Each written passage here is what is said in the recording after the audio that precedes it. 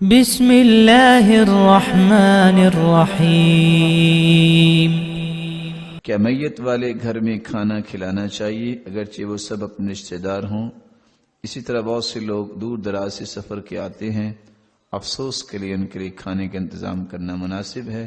یہ دو باتیں ہیں، بلکہ تین باتیں، ان کو آپ الگ الگ فیزز میں سمجھیں۔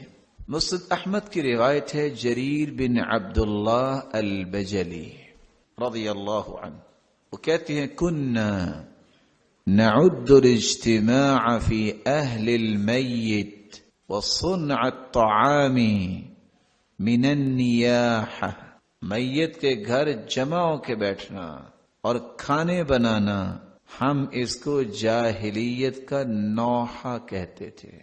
تو حکم کیا ہے؟ جنازے میں شریک ہو۔ حکم کیا ہے؟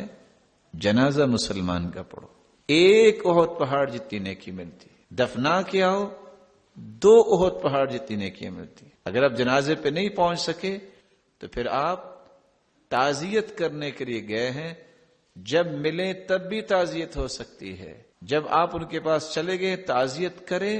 تعزیت کا مطلب کیا ہوتا ہے؟ تسلی دینا، صبر کی تلقین کرنا۔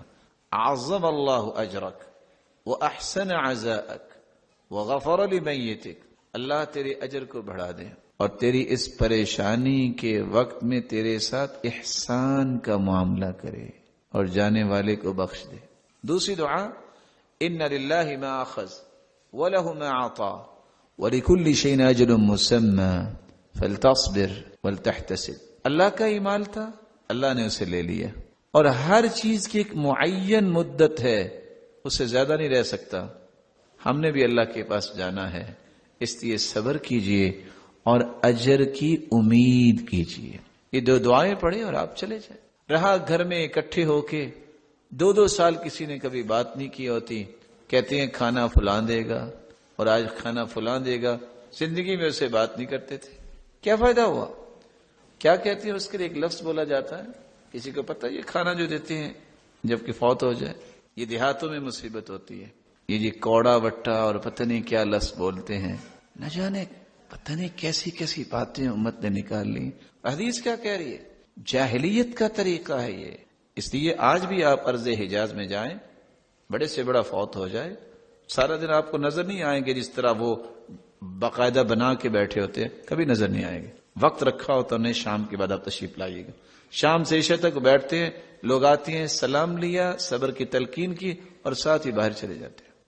سوائے اپنے رشتہ داروں کے، وہ تو تسلی سلوان کے لیے ہر وقت ہی اوپر ہوتے ہیں، لیکن یہ رویہ جو بنا لینا ہے کہ 3 دن ہم نے وہ کناتے لگا کے بیٹھنا ہے، اس کو شریعت کی روشنی میں سمجھیں۔ دوسری بات، کھانا پکانا۔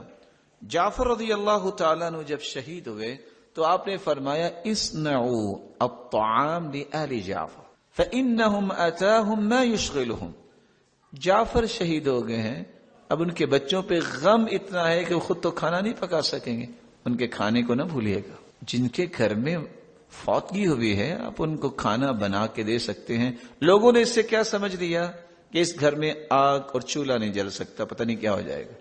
ایسی کوئی بات نہیں ہے، غم اتنا ہے کہ وہ آج کھانا نہیں پکا پائیں گے، آپ ان کے ساتھ کھڑے ہوں۔ اور لوگوں نے اس کا دوسرا معنی کیا سمجھا کہ فیملی کو باقاعدہ وہ دعوت نامے پیش ہو رہے ہیں، اور بعض دفعہ وہ اس بات کا تقاضا کر رہے ہیں کہ تمہاری فوتی کے ہم نے چکن کڑھائی کی تھی، آج آپ کو فش بھی دینی پڑے گی۔